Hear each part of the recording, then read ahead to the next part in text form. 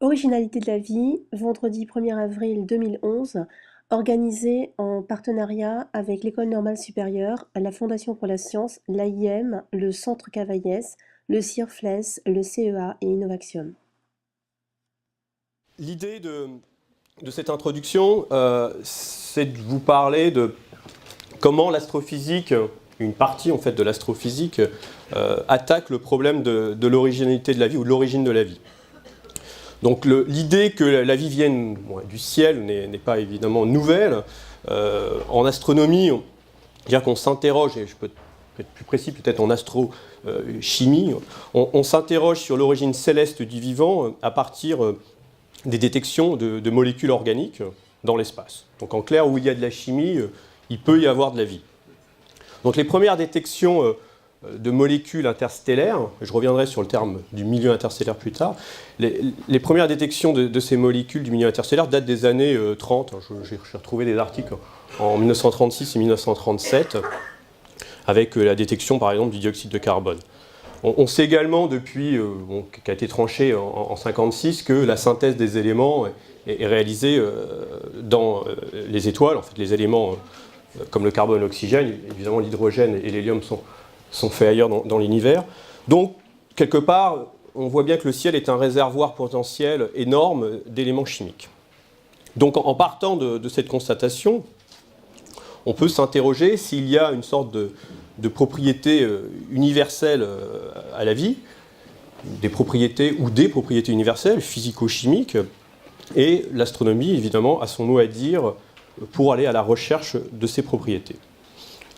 Alors, je voudrais simplement introduire ici le terme, je m'excuse auprès des astrophysiciens de la salle, ça va être peut-être d'un niveau assez vulgarisé pour eux, mais je pense qu'il est important d'introduire certains concepts en astronomie qui seront après développés par Laurent Naon, par exemple.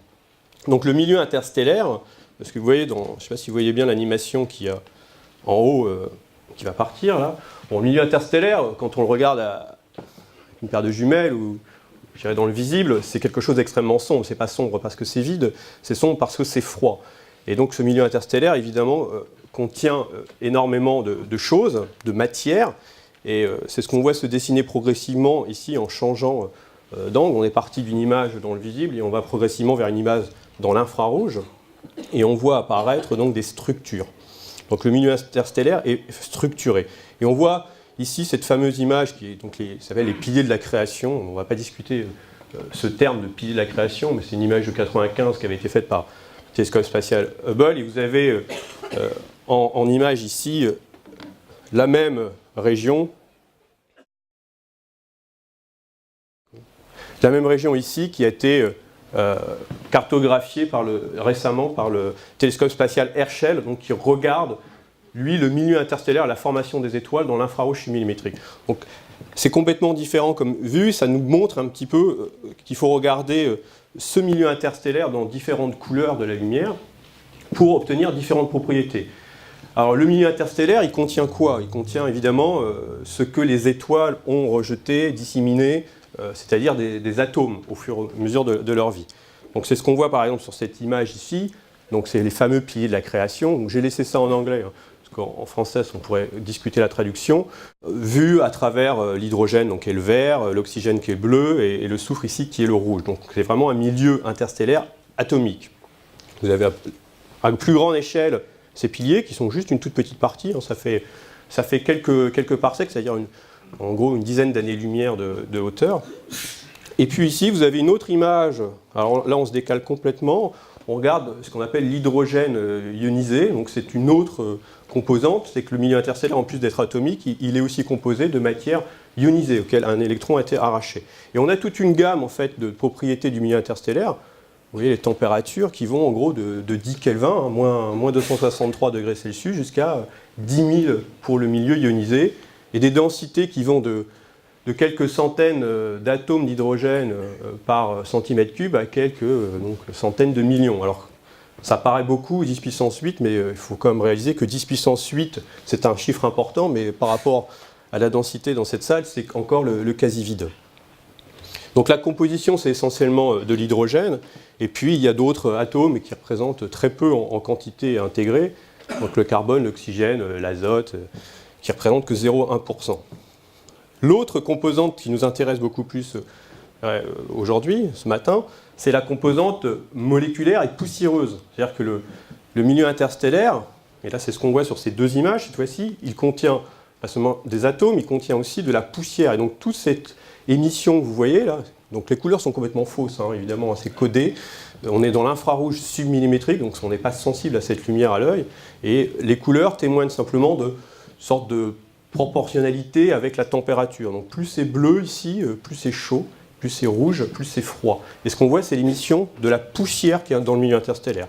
Et toujours à regarder ces piliers de la création, donc très intenses, vous voyez ici, beaucoup plus chauds, certainement parce qu'ils sont chauffés par un amas d'étoiles massifs qu'on ne voit pas, parce que ces images faites par le télescope spatial Herschel ne regardent pas la lumière des étoiles, mais la lumière infrarouge.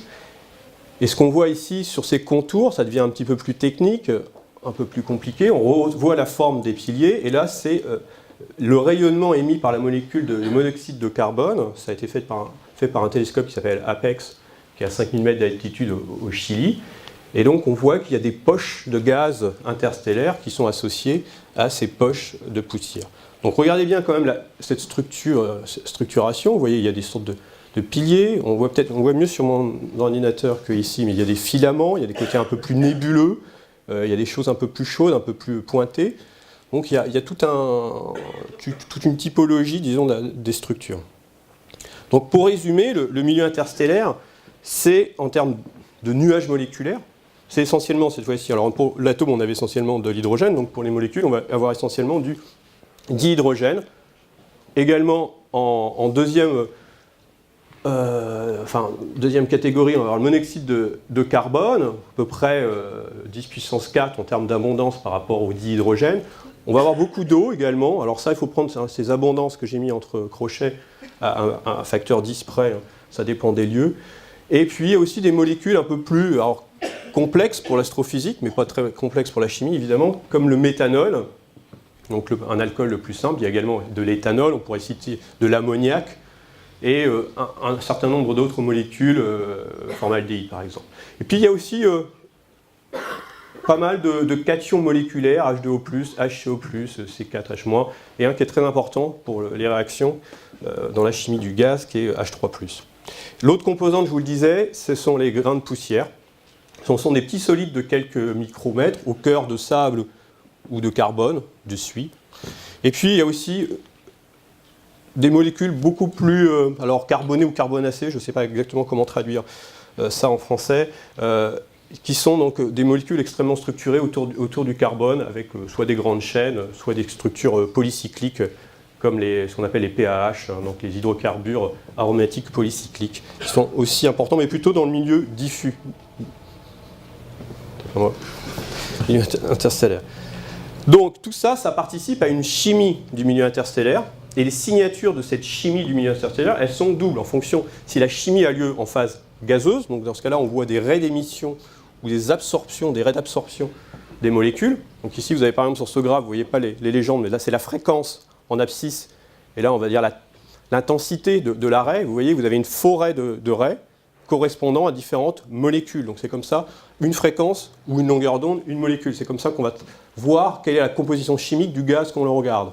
Et évidemment, quand on est sur Terre, tout cela est modulé par les molécules de l'atmosphère qui vont également émettre ou absorber ce rayonnement. Donc on a tendance, quand on est très très gêné par l'atmosphère, à s'affranchir de ça et utiliser des satellites d'observation. Il y a une autre chimie extrêmement importante qui est connue depuis, en astrophysique depuis pas très longtemps, en fait des années 80-90, qui est bien connue en termes de signature, c'est la chimie en phase solide qui se passe sur les grains de poussière. Donc ces grains de poussière sont recouverts d'un manteau d'eau glacée.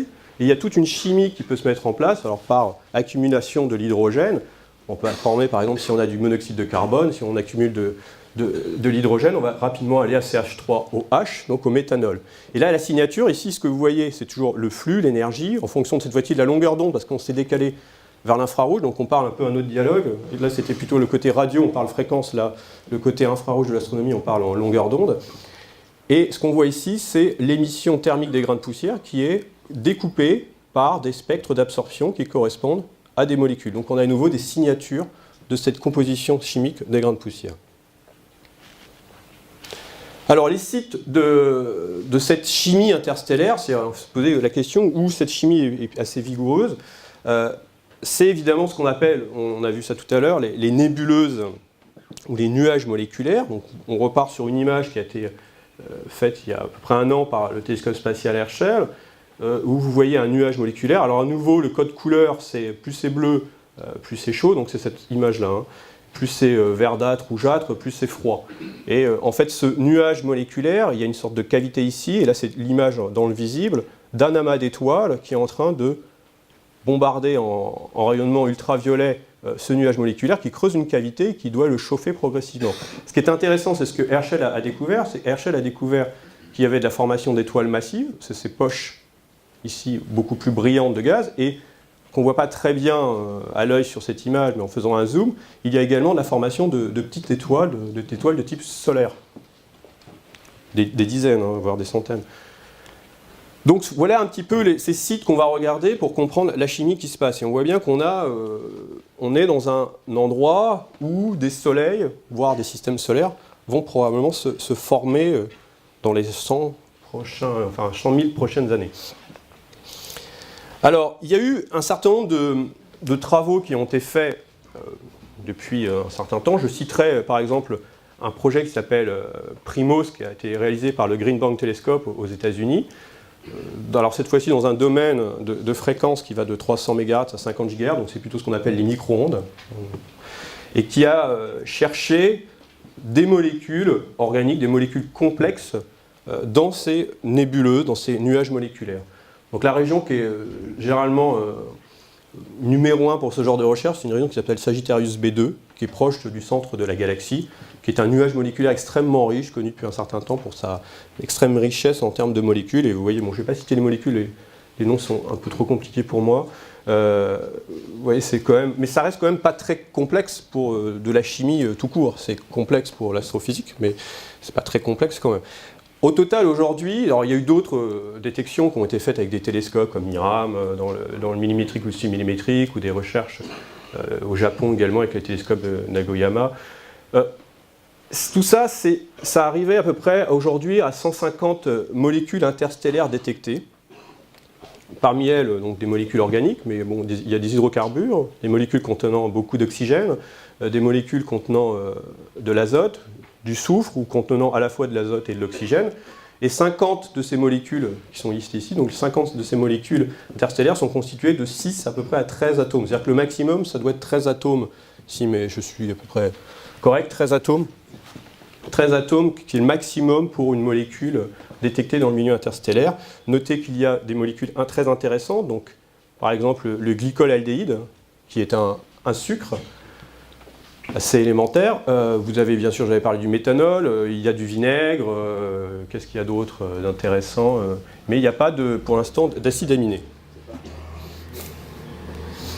Alors, tout ça pour vous dire quelle est l'idée très schématique qui se développe ici sur cette animation. Donc là c'est une vraie image, et là c'est une animation. C'est que évidemment ces petites étoiles qui sont en train de se former, elles vont peut-être former un soleil, elles vont peut-être former un système planétaire, et que ces grains de poussière sur lesquels se développe toute cette chimie vont s'agglomérer pour former des planètes. C'est très schématique ce que je dis, hein. Je viens de résumer beaucoup d'articles en 2 phrases, puisqu'il y a d'autres problèmes pour la formation des planètes. Mais bon, c'est un peu l'idée qui transpire, hein. C'est que voilà, on passe de grains de poussière à des planètes et on conserve la chimie, et donc il serait normal que ces météorites et ces comètes, en s'écrasant sur une Terre primitive, embarquent avec elles des molécules et enrichissent la Terre avec une chimie déjà bien avancée. Alors bien sûr, il se pose des questions, et on reviendra là-dessus aujourd'hui, c'est de savoir si ces transferts se font comme cela, parce qu'il y a quand même un rayonnement ultraviolet relativement important qui risque de casser les molécules, si même les mécanismes de formation des étoiles ne risquent pas d'endommager les molécules, et s'il n'y a pas en fait une autre phase chimique qui se passe après. Donc ça reste encore très schématique. Donc voilà où on en est en termes de détection de molécules compliquées. Je vous parlais du glycolaldéhyde qui a été trouvé en 2000, qui a été retrouvé en 2004, etc. Vous voyez ici, c'est cette raie. Donc pareil, hein, fréquence, intensité de la raie. Donc là, vous avez d'autres molécules. Et une autre molécule qui a été cherchée depuis un certain temps, qui est donc l'acide aminé le plus simple, qui est la glycine. Alors il y a eu un article par Kwan et al. En 2003 qui donné 20 détections, donc 20 raies d'émission de la glycine. Donc ça serait ici. Et puis il y a eu après une volée d'articles qui ont démenti cela, donc un article dans lequel notre groupe franco-australien a participé et qui n'a pas retrouvé la glycine ainsi découverte et donc qui remet totalement en cause. Donc pour l'instant, le statu quo, c'est qu'on n'a pas de détection de la glycine dans le milieu interstellaire, mais on en aurait dans des comètes par exemple. Donc, il y a certaines limites. Alors, les raisons de tout ça, je vais aller très vite, c'est qu'il y a une limite évidente qui est là, vous voyez bien, c'est l'encombrement dans ces forêts de raies. C'est-à-dire que c'est très difficile d'aller chercher des molécules compliquées qui mettent peu d'énergie parce qu'elles sont rares et en plus, elles sont un petit peu noyées dans les molécules qui en émettent beaucoup. Donc, il faut de la haute résolution angulaire pour en plus aller un petit peu filtrer tout le rayonnement parasite. Donc, ça, c'est une carte qui a été réalisée récemment avec le plateau de Bure par Favre et collaborateurs. De méthanoate de méthyle, et vous voyez toutes ces petites structures, c'est en fait des poches de méthanoate de méthyle, et elles sont à peu près de la taille d'un système solaire complet, hein, si on prend la taille globale. Il y a un interféromètre qui s'appelle ALMA, dont vous avez peut-être entendu parler, qui est en train de se construire au Chili, à 5000 mètres d'altitude, 50 antennes, dont un des buts, hein, c'est pas le seul, mais ça va être d'aller à la recherche de ces molécules organiques complexes, et ALMA, du fait de sa structure, c'est un interféromètre. Donc il va avoir à la fois une sensibilité extrême, 50 antennes, une résolution 10 fois supérieure à ce qui existe aujourd'hui, et donc il va pouvoir, et une résolution spectrale due à ces nouveaux instruments, qui va permettre à la fois de séparer spatialement et spectralement en fréquence toutes ces raies. Donc on attend évidemment beaucoup de choses d'ALMA, ça c'est des premières détections, des images tests qui ont été faites dans un cœur, ce qu'on appelle un cœur hot core, un cœur chaud moléculaire, G34.3, et vous voyez toute la forêt de raies, il y a du cyanure de méthyle, là il y a du monoxyde de soufre, du méthanol évidemment, il y en a partout du méthanol. Et là c'est Beta Pictoris vu par Herschel, et la même image est zoomée sur le centre, vous avez une augmentation, c'est-à-dire qu'ALMA permet de regarder à peu près en termes de résolution, là vous avez 50 arcs secondes, et là il y a 5 arcs secondes, donc on gagne un facteur pratiquement 10 sur les instruments d'aujourd'hui pour aller regarder l'intérieur. Donc voilà, terminer là-dessus, le voyage un petit peu de la matinée, c'est de partir de ces nébuleuses, de passer par les comètes et la formation des systèmes solaires pour, pourquoi pas, embarquer un certain nombre de molécules complexes sur la Terre. Alors, je voudrais juste conclure en disant que ces travaux d'observation ne sont possibles qu'uniquement s'il y a des expériences très importantes qui sont faites en laboratoire. Et donc il y a tout un phénomène, tout un mouvement d'astrophysique en laboratoire, ça peut paraître contradictoire de faire de l'astronomie en laboratoire, qui s'est mis en place et qui permet à la fois de prédire les processus qu'on va aller regarder, où il faut aller regarder, ce qui se passe sur les grains de poussière, et également les fréquences à laquelle il faut regarder. Donc je pense qu'on va pouvoir, je vais m'arrêter là, donc je vous remercie, et puis on va pouvoir